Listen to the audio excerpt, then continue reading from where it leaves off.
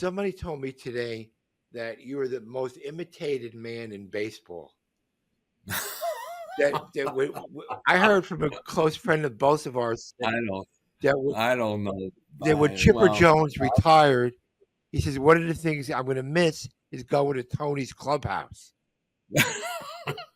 Hey, Chipper. But I heard it myself. There's not a player, coach, or manager who doesn't have a Tony Carullo invitation. Yeah. I know. Right? I know. That's a good testament to you, my friend. When I was younger, some of the veterans would bring the young kids up to me, the young rookies, and just have me talk to them, just to have a conversation with them, so they could laugh at the way I talk.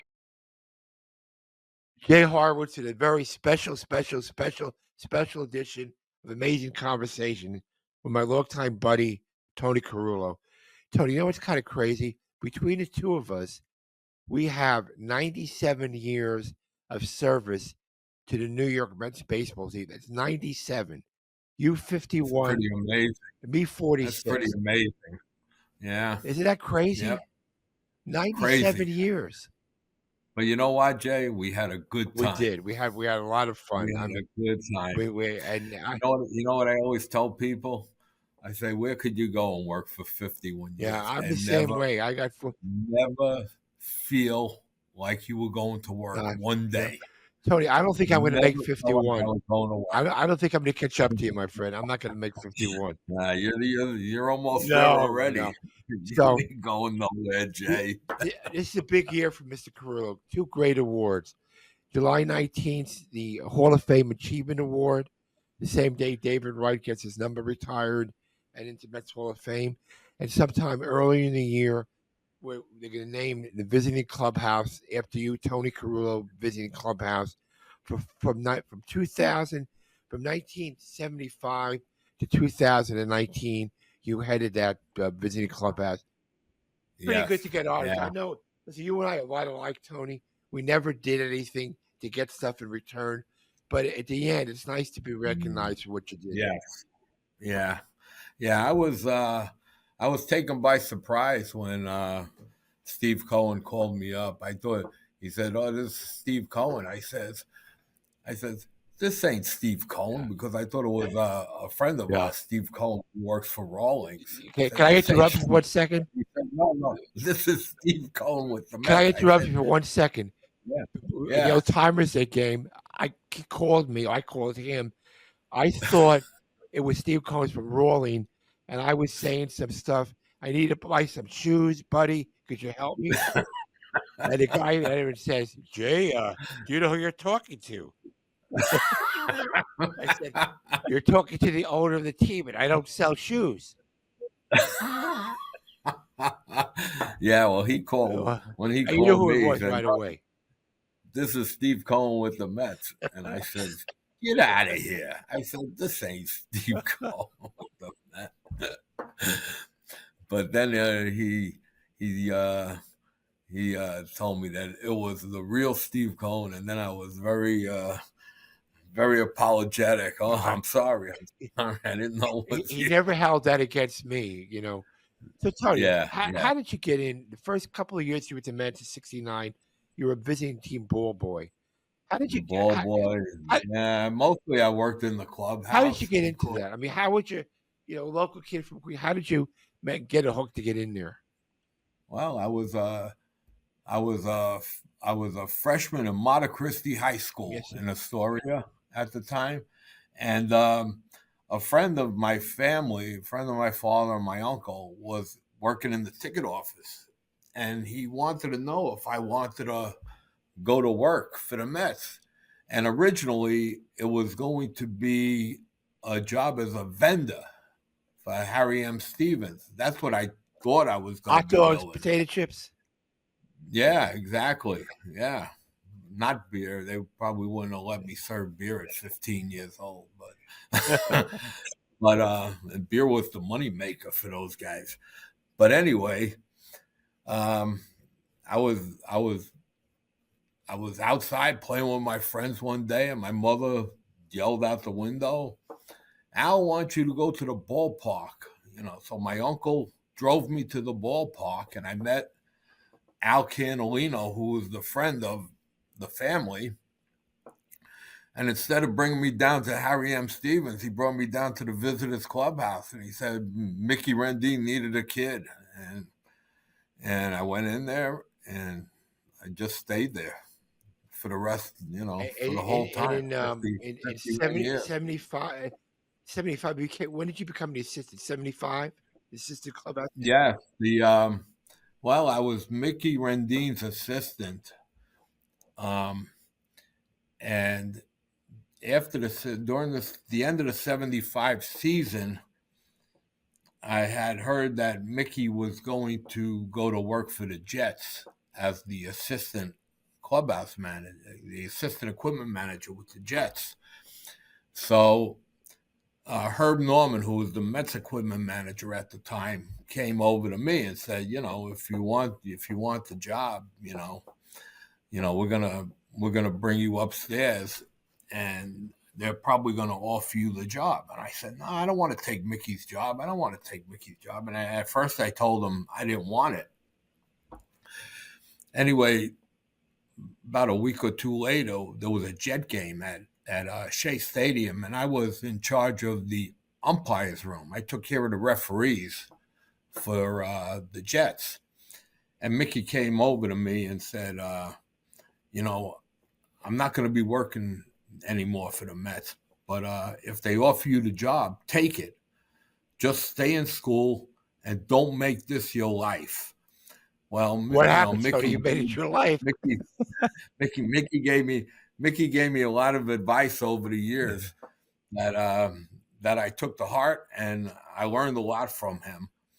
But that was one bit of advice I'm glad I didn't take. So you became the assistant then in 75? No, I was the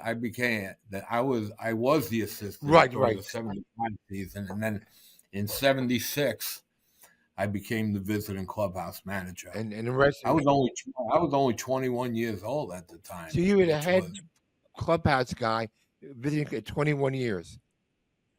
That's pretty good. Man, that's pretty good. I was a head clubhouse for 44 years. 40, yeah.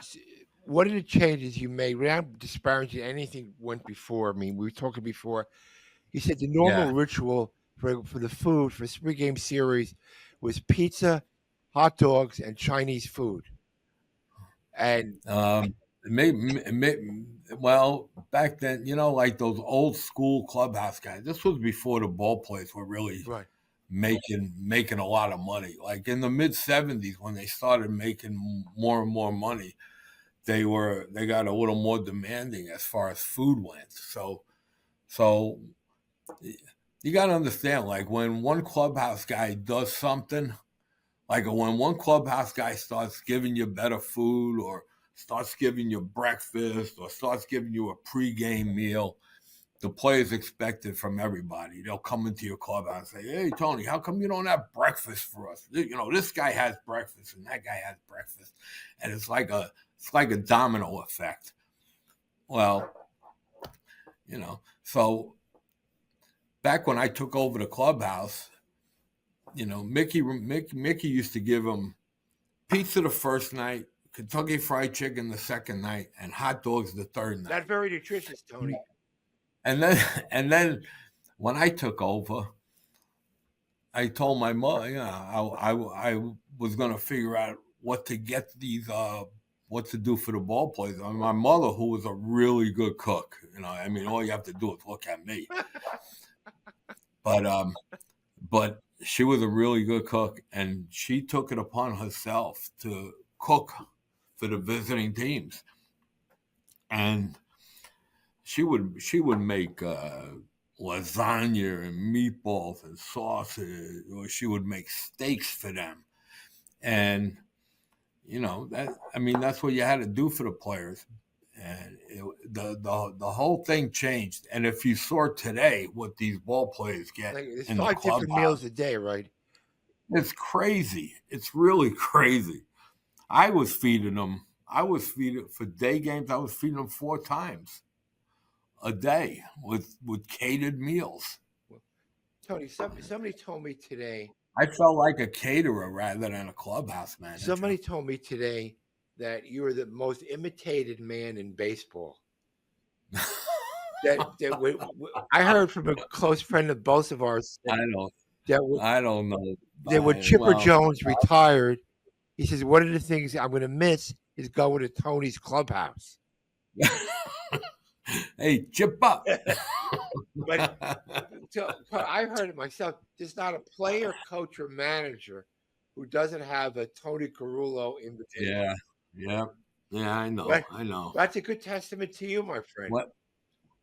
When I was younger, some of the veterans would bring the young kids up to me, the young rookies, and just have me talk to them, just to have a conversation with them, so they could laugh at the way I talk. But I mean, really, it's a testament to your ability. They had respect for the job you did.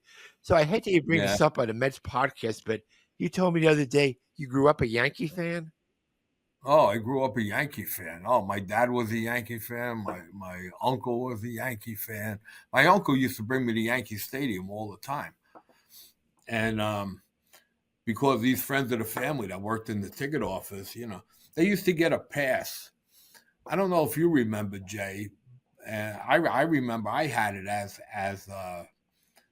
when I took over the clubhouse. The Mets were still doing it. They gave you a pass that was good for two people. And you would sit up in the press box. This was before the press box was, they'd have the writers section, and then right after the writers, going down that third baseline, was the employee section. So you used to get a pass, and when my uncle wanted to go to the game, he used to take me to Yankee games, and I grew up a Yankee fan. I was a Yankee fan until probably 65 or 66, and when the Yankees started doing bad, I became a Met fan. Tony, how was it for you in the mid '70s when the Yankees played here for a couple of years? Oh, I worked every day, April to October, every day. And then I had the Jets and the Giants here one year also, where I took care of the referees' rooms, but you bring up Herb. But it was every day. Let me jog your memory. Herb Norman, my first year with the Mets in '80, he had this joke he used to play on people. I'm going to screw it up and forgive. He got me twice with the same joke. You know what I'm talking about? Of course. With the horn. Blow the horn and blow the horn. I think I'm the only guy who fell victim to the joke twice. They got you twice? Twice. He got me once with it. He got me once. So who was your favorite when you was what was the Yankee team? Who was on the Yankees that time when you were here? When the Mets were here, who was on the Yankees? They had those teams that were leading up to those good teams that they had in the mid '70s, 76 and 77. And that was the team with Munson and those guys. They had Thurman was my guy though. You get to know him at all? I go to Thurman Munson every year. I never met him, but a little bit. What kind of guy was he, Tony? Oh, he was just a down to earth guy. He was a fun guy to be around. He didn't care what he said. Just real salt of the earth. Who's the manager? Who's the manager? Do you remember? I don't remember. Bill Verdon was. Wow, Bill Verdon, Pirate guy. Yeah, Bill Verdon was over there. My favorite part of the Yankees being here, though, being that I grew up a Yankee fan, and at that time the equipment manager didn't travel in the American League, so the trainers used to take care of everything on the road. But my favorite part of the Yankees being here was I got to go down and talk to Pete Sheehy all the time. Pete Sheehy was the old equipment manager who dated back to the 20s. He was you know, he would tell me stories about Babe Ruth and Lou Gehrig and Tony Lazzari. And when I first went into the clubhouse, Mickey Rendine, he didn't call me A. He called me Tony. Nobody called me Tony. Nobody called me Tony in school, at home. Nobody called me Tony. Mickey Rendine started calling me Tony, and then he called me. He said, "Because you're Italian, you remind me of Tony Lazzari," and that was my nickname.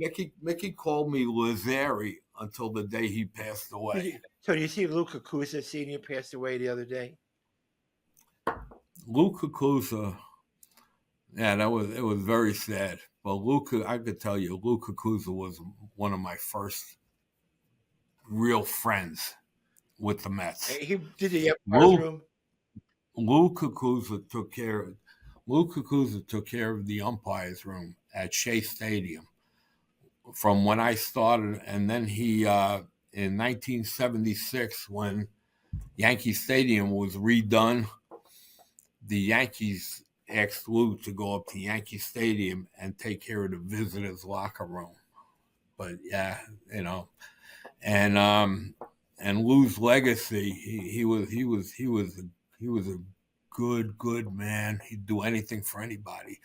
And Lou went to Yankee Stadium. I remember his two sons, Robbie and Lou Jr. Who worked through the Yankees. Now they are Robbie's the home clubhouse manager for the Yankees, and Lou is the visitors clubhouse manager for the Yankees.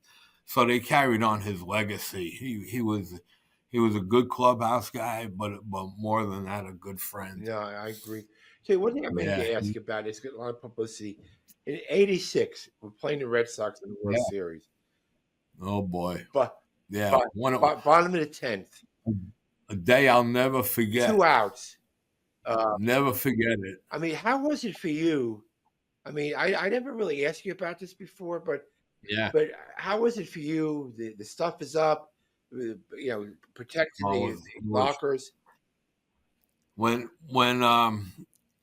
we were ready for the celebration. You know, the Boston Red Sox didn't bring any champagne with them. They had no champagne. So during the game, when the Red Sox are ahead, and we have no champagne in the clubhouse, so we had to go down and get the Mets champagne. The champagne that the Mets had, we had to go down and actually take the Mets champagne and bring it into the Red Sox clubhouse. But we had it. It was in the middle of the clubhouse. We had the TV cameras set up. We had Bob Costas was in the room. Right. There was a guy in the room with the commissioner's trophy. We had Mrs. Yorkie was standing outside the clubhouse door. You remember we put on the scoreboard, the Mets congratulate the Red Sox on winning. Yep. And then when the Mets, you know, when they tied the game up, it was unbelievable how fast we got everything out of that clubhouse. I know it's been we had shirts and hats up hanging in everybody's locker that said World Champion Boston Red Sox. We had the plastic up around the lockers to protect the guys' clothes. That didn't work out for them. The cameras went out the back door. The staging platforms went out the back door. And when they came in, when the Red Sox came in, you didn't know that anything at all was set up. It was just boom, 1, 2, 3, it was out of there. Yeah, people think we won the World Series, and we had to go back and win the next night. So right. And the clubhouse had to be, you know, kind of depressing.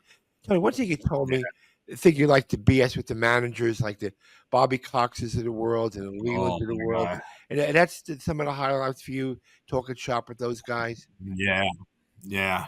Some of my favorite people that I met in this game were the managers, and usually the some, you know, a lot of them I knew as players, but more than anything, I like to go and sit with Joe Torre or Bobby Cox, or even, Tony La Russa was a good, Jimmy Leland. Like, some of these guys was just so much fun to just sit there and talk about anything, And you got to meet some of the Joe scouts, Torre too, and right? talk about wine and You met some of the scouts too. yeah, well, Jay, I met a lot of good people in this game.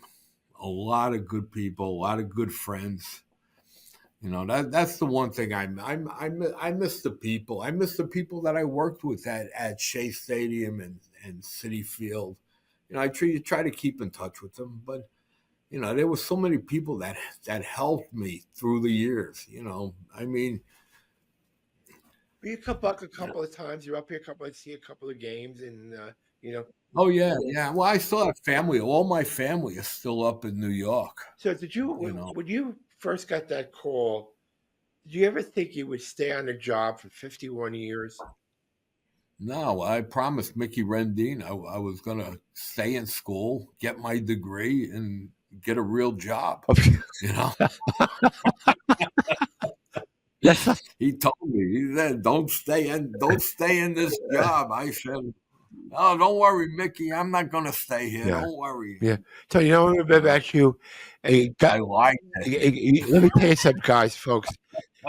We met many a pleasant spring together, and all the times Yes. I used to go out with Tony, he never let me pay for anything. Never once would Tony Carullo let me pay him anything. One of the most generous, warm-hearted people I've ever worked with. Well, when you come down here, when are you coming down? I'm going here? to come Next down week, in mid-March, I think. Well, I'm gonna let you pay because I'm on a fixed income. You want to fix it? Come down.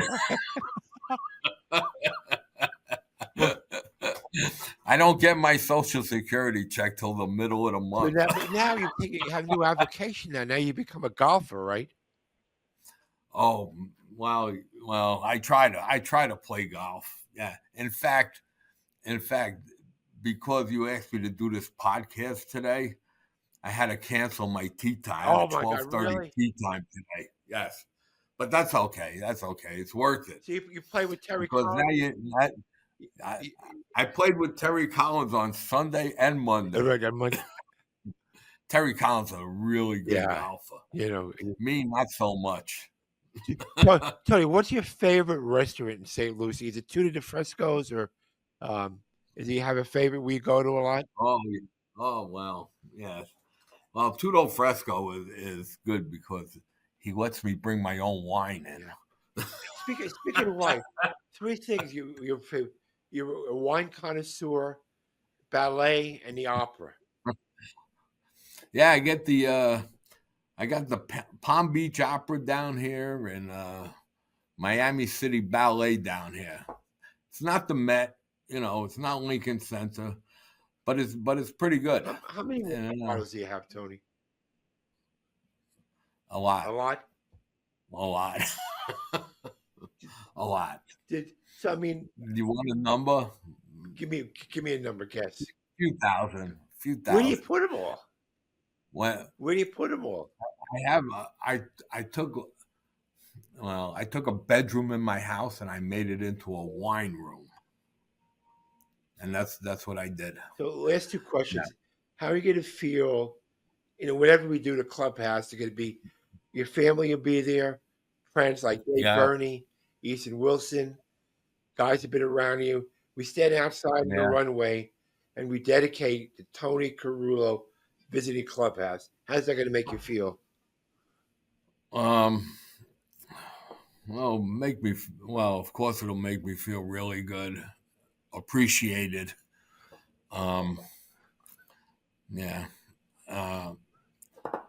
Unexpected, but very much appreciated. Yeah. And then the same thing will go to July when you'll be sitting outside with David and they'll announce the Hall of Fame Achievement Award and for all you've done to the organization from the beginning, it's one thing with well, like I say, Jay, I worked with some really, really good people.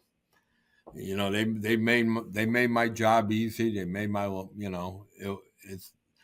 it was so from the kids that I worked with in the locker room to, the ballpark operations people, the front office, and ownerships from Mrs. Payson, who was such a nice lady, to the DeRoules and Doubleday, and of course the Wilpon family.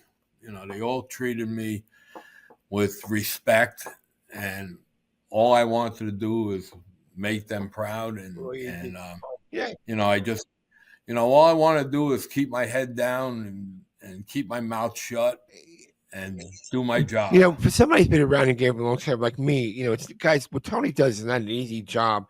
When the team leaves, another team might come in 1 or 2 o'clock in the morning, and you spend the whole night getting the clubs ready for the next series, and you have to be back there. Jay, there were quite a few days where I didn't even. You can't even go home. You go. You're running from one day into the next. The hours in the clubhouse are really long. They're really long. They are. But, one story. But it's worth it. I got to break. And I still feel like I never went to work. Don't be mad. I got to break up one story. You used to fall asleep on your chair a lot, right? A lot. A couple of times. Did people set fire to your chair? They used to do a lot of things. Sometimes they would put shaving cream on my eyeglasses. They tied me to my chair many times. Yeah, well, you and I were like. Greg Maddox used to light my shoelaces on fire. You know who my tormentor was? One day, I think they. I don't think they wanted the flames to shoot up as high as they did. I looked like Joan of Arc. My legs were on fire. You know who my tormentor was? John Franco. One of my best friends. He used to kill me. We stayed at one hotel in L.A. Stole the keys to my room. Got up there. Unscrewed the horse head from the lobby. Put it on my bed. Put ketchup on my pillow. Put the horse head under the thing. When I got to my room, I thought, Tony, he would put a rat in my work bag. He would. I know. Cut my tie. I remember those stories, Jay. You know what? I remember. That's what you and I like, Tony. The eye black on your sunglasses, on your binoculars. You know what Johnny told me? Listen, they wouldn't do it to you, and they wouldn't do it to me if they didn't like you. Johnny, they must have liked us. They must have liked us, Jay. Yeah. Johnny used to say if they must have liked us a lot because they used to screw around with me. I never took myself seriously. And I never got mad at a clubhouse joke. I was always willing to be like you. You play the game. You're not gonna play a joke on you. It's part of the game, right? It's a different life in the clubhouse. I would hate it if they didn't do it to me. Me too. I was the same way. Well, Jay, years ago, who would like this, right? Who would like this? They had a Deadpool on me. They had a calendar up. What day is Tony gonna die? And this was back in the the 80s. I fooled them all. I'm still here. You are like, I have heard it's Super Bowl balls, but this is Deadpool. But we nobody got to pay off on it, Tony. Well, hey, 2 things. I'm going to be clapping like hell for you when the clubhouse is named after you, and I'll be cheering for you in July when you get your Hall of Fame Achievement Award. Nobody more deserving, no better of a person than Tony Carullo, and I'm proud to be your friend for 40 plus years, whatever amount of years. Thank you, Jay. I really appreciate it. So much for flying under the radar. Well, just a little bit. You know what, Tony? For 51 years, you deserve a little flying over the radar. Well, I appreciate it, Jay. I really do. I appreciate it. And I appreciate Steve Cohen and Alex Cohen for this. But like I say, there's so many people that I need to thank, and they all know who they are. I agree with you, Tony. Couldn't do it without them. I never thought I'd be. They made it enjoyable. Yeah, well, you deserve it. I'm glad you're getting a little bit of recognition after 5+ decades. My God, you deserve it. Yeah. Thank you, Jay. I'll see you soon. Yes. We'll speak. I can't wait for you to come down here and buy me a dinner. I'll buy you dinner at Chili's at my favorite table. Get you some Southwestern egg rolls. I like them. I'll take one. Tony, thanks for your time. Is Adam still there? Adam is here. Well, Adam, thank you, my friend.